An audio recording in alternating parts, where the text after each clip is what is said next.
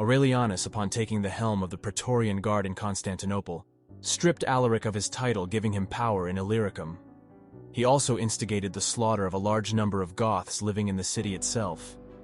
He also enticed the Huns to ambush and slaughter Gainas and his Gothic soldiers. In the next year, in 401, Alaric realized his position in the east was untenable, and so knowing his arch-rival Stilicho was busy combating an invasion of Alans and Vandals, he invaded the Italian peninsula. He reached full steam in November of that year, sacking and burning small villages and towns. He then laid siege to the western Roman capital of Mediolanum, present-day Milan. Having put down the invasion and with fresh Alan and Vandal recruits in his army, Stilicho rushed back to Italy and crossed the Adda River to confront the invaders. Alaric saw this, and so left the capital and retreated to Pollentia. On Easter Sunday in 402, Stilicho launched a surprise attack on Alaric, and this engagement would be known as the Battle of Pollentia. Alaric's forces were driven back, and so he fell back to a mountain fortress, not before being defeated again at Verona. Alaric's army then started to suffer from low morale, with a number of his men deserting him. Alaric then slipped out and retreated farther away to near Dalmatia, the present-day Balkans. The Western Emperor Honorius, acting out of fear, moved his court and residence to Ravenna, present-day Venice, which was a more defensible position. Stilicho began to negotiate with Alaric, and so gave him back his title and position in Illyricum, much to the chagrin of the Eastern Empire. Then, in 405, another group of Goths under a chieftain named Radagaisus invaded northern Italy and devastated the countryside. Stilicho and his barbarian allies, however, were able to put him down in the next year. Stilicho enslaved and forced conscripted thousands of the defeated Goths into his army.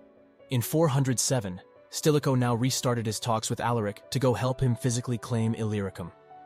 However, a large Germanic invasion flooded into Gaul, causing the local populace there to rebel against the emperor and proclaim their own, Constantine III. Stilicho then reconciled with Constantinople and tore up his agreement with Alaric. Alaric then moved his forces to the border of Italy yet again and demanded ransom. The Roman Senate agreed to pay Alaric some 4,000 pounds of gold. It seems that Stilicho and his son-in-law Honorius disagreed on this deal. Then on May 1st, 408, the Eastern Emperor Arcadius died with his young son Theodosius II taking the throne.